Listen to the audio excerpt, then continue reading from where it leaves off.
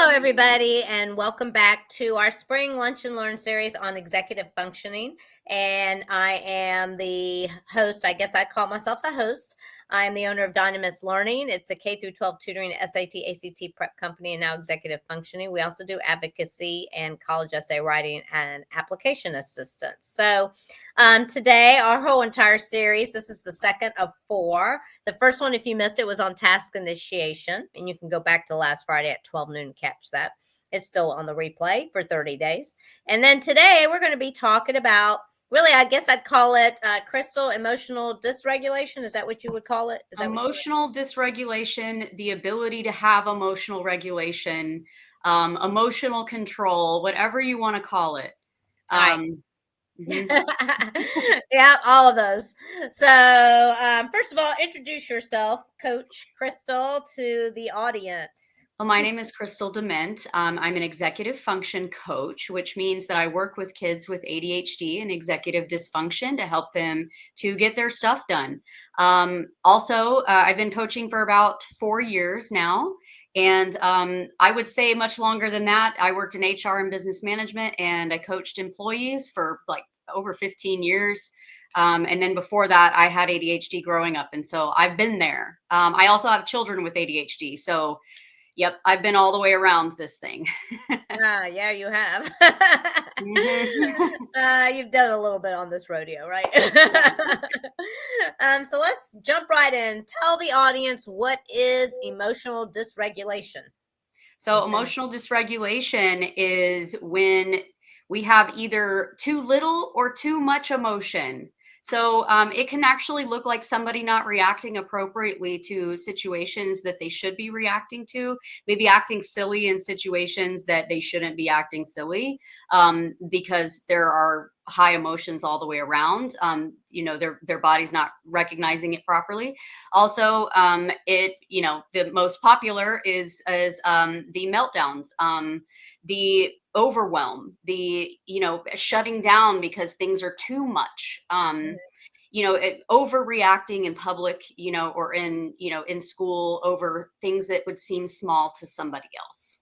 Mm-hmm. Right. Yep. I've seen that a few times, especially with ADHD kids, actually.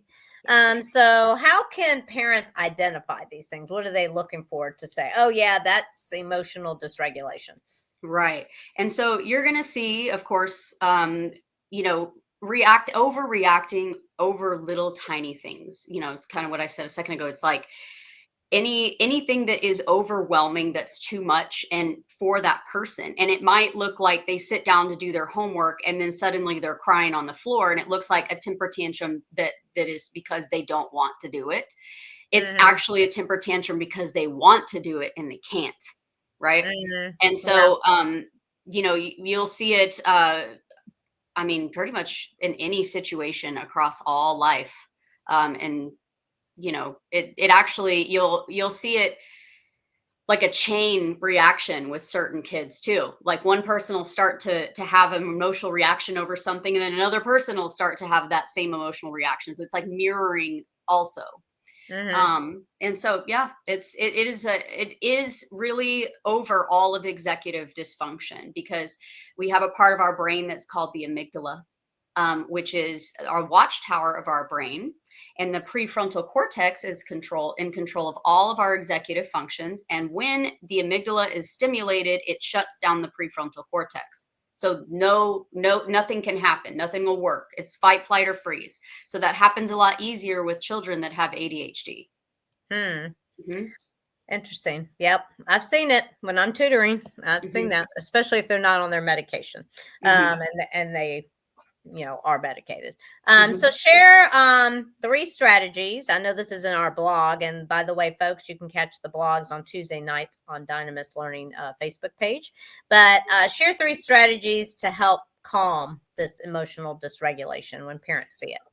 Very good. So the first one is learning for younger kids, especially, is learning to identify their emotions, because they don't quite understand, because they know that they're overreacting or underreacting. They don't quite know how to label what's happening with them because it's inappropriate, and they know that it's inappropriate. So they could be having an anger reaction to something that they shouldn't be angry about. So what they can do is you can help give them words to identify those. So say instead of you're just upset, I'm frustrated, I'm overwhelmed. You could even look at, am I hungry? Am I tired? Things like that to try to help them identify what's going on. And so there are different types of tools, that we provide as coaches for younger kids that have visual charts that they can point to and say, this is what's happening with me. And then there's a corresponding one that says, this is what I should do in this moment. So say that I'm very angry right now. I'm going to sit down in my quiet space and I'm going to take deep breaths. I'm going to do some box breathing, something like that. So they can choose. You can help them figure out what their best method is to calm down. And that's very important. And so also for the younger kids, because this is the bigger deal for the younger kids, as we all know, because just generally younger kids have issues with emotional regulation already. There are some books out there that work really well for this. I think I recommended one in one of our podcasts, but like it was Roaring Riley is my favorite one to recommend, because it talks about a child whose blocks got knocked down, and then the teacher shows in the book these different methods that he could use to relax, to calm down, to clench his fists and then let go, or shake his hands. It's that visual memory that we need to try to show for these kids, because just telling them what to do they don't quite understand. So they need more of a well-rounded understanding of what these things are. So that's a really big one. For older kids, it starts with understanding. So it starts also with them paying attention to when they start to get upset, because usually there are some bodily sensations and things like their hands will start to sweat, or their stomach starts to hurt, things like that happen before the meltdown happens. They are just too busy to recognize that within their body, and they're not aware of their body. So doing something like a mindfulness technique, like the 5-4-3-2-1, a lot of us have heard of that one, where we talk about 5 things you can see, 4 things that you can hear, 3 things that you can touch, 2 things you can smell, and 1 thing you can taste. And you just list those things, and then you stand back and think about your body and the sensations that you have in that moment. It kind of brings it all in and clears that slate. It turns that amygdala off so that the brain will start working again. And you can actually identify, you'll see once they start making logical sense again, that means the brain is back on.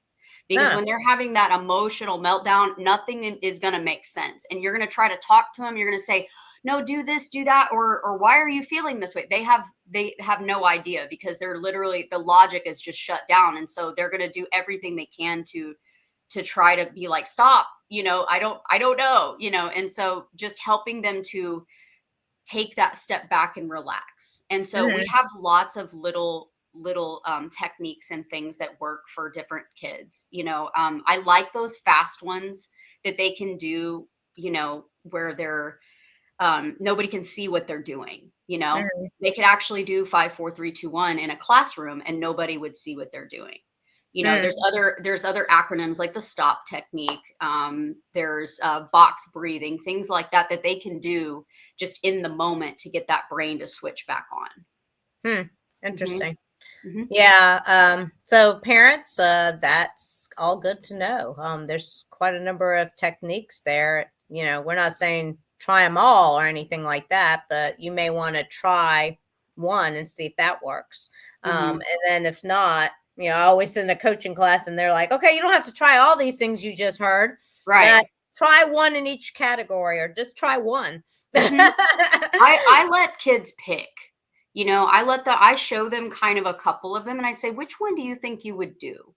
And they usually are very quick to pick 1 or 2. It's interesting. There's something about one or the other that just makes them feel better. Right. And it's all the same kind of things that you'll hear, as an adult and a therapist, really, telling you how to help your emotions or how to calm down from some sort of event. But we just have to remember always that to have patience when these things happen with kids with executive dysfunction and Mhm. ADHD, because they know that it's inappropriate and they don't know what to do about it. And so when they get when they get yelled at or something for having the meltdown during the meltdown, it's just going to make it worse. And so Mhm. that's why you see we get a lot of frustration in that moment. It's actually kind of the opposite. If it, I think in more traditional disciplinary methods, when a kid is melting down, they say, you're overreacting, go to your room, you know, Mhm. or you're overreacting, don't do that. That's bad. You're in trouble. Don't do this in public and this and that. But what we need to do is be able to say for a younger kid, you have to get down on their level. There's been some times with my daughter. My daughter's very headstrong, by the way. So it's part discipline, like it's part like her and then part the ADHD also, but I have to get down on her level and actually kind of hold her. So Mhm. there'll be people walking by, in Target or whatever, and they're just looking at me like, but she's melting down because she's seen 42 different Barbie dolls that she wants, and mom said that she could have this one thing that was on an aisle way over, and then suddenly because of the way she is, she wants to negotiate. Uh-huh. Bless her. She's gonna do great in life. She really is. But for me, I'm just like, oh my God. She's gonna be So an attorney. yeah, she will. She's very quick-witted and she's quick to come up with different ways to negotiate. I'm actually super proud of her. Oh. But there's been a lot of times where I've had to sit down and actually just hold her, remove her from that space where she's seeing the overwhelm, and wanting all of the things, and then sitting down with her and having patience and just waiting it out, which Mhm. is so hard to do because people are looking at you, and that never feels good. When you're just like, people are probably like, oh, get that kid out of here. But the reality of it is she doesn't realize what's happening in that Mhm. moment. She's completely shut down. And Right. so, yeah, there've been quite a few times it's been like that. It gets better as they get older for sure. But here's another one. I got to bring this one up real quick. Okay. Sure. Video games. Yeah, go Yeah. ahead. Yeah. Okay. Yeah. Video games. None of these kids are doing video games. Yeah. No, none of them. The video games and the screens and everything are so stimulating. They do exactly what they're supposed to do for these kids, okay? They Yeah. are the most stimulating thing possible. And so you Mhm. have those in front of them, and if they go too long, it's like it uses up all of that dopamine in their brain, and once you take it away, suddenly there's no stimulation and no dopamine. Everything is under stimulating, and you get a lot of really a lot of outbursts and a lot of inappropriate behavior right after that. Mhm. So you'll hear me say it repeatedly if you're listening. The timelines for screens, especially for kids like this, needs to be low. So like 2 hours, 1 hour a day, if you can get it that far. They have to have it though, because it's part of their lives. It's part of their culture, Mhm. So you need to be able to let them explore in that area. But what it does is if you're doing that as they're developing, it's going to create under stimulation through the rest of their lives, and they can see you'll see depression and anxiety come out of that because they're addictive tendencies, because they're trying to find stimulation that works as well as what they were grew up with, what they got Mm. used to as they were growing. So Wow. yeah. Yeah. That's a good point there about the screen time, folks. Hmm. You really not need to limit it, and at least like limit it at, if they're going to have to do more, then at least break it up. If Hmm. you're going to do more than 2 hours at a time. Yeah. Um, but there is, I think it was the Attorney General, just the Surgeon General had said there was a warning that he just put out not too long ago about the amount of screen time for young kids. So you might want to Hmm. everybody may want to take a look at that. I'm sure you can Google it and find out what the warning was. But I want to thank you, Crystal, for coming on and sharing your experience with everyone. And folks, if you want to reach out for a complimentary discovery call on executive functioning, you can email me at info@dynamislearningacademy.com, and then we will do that for you. Also, I am doing a bonus drawing. If you comment below, whether it's live or on the replay, or ask us questions, we will come back and check those and answer them as well. Then you are put into a drawing for March 14th. We have a series of 4 of these. So the next one is on March, I think that's the 7th, next Friday already. And wow. I believe we're going to be talking about maybe task management. One of them is organization and one will be task management. So we're going all the way to March 14th. And so you can always catch these on a replay. They're here scrolling until, I think Facebook now has a limit of 30 days. So make sure you catch it. If you would like to join us on a newsletter, you will get these also in links. So you can join us in my newsletter by emailing me at info@dynamislearningacademy.com. So thank you again, Crystal, for your time and coming on here. And folks, oh, you're welcome. And we'll see you again next Friday at 12 noon, and it'll be March. Hey! All right. February's gone. All right. Take care, everybody. Bye for now. Bye.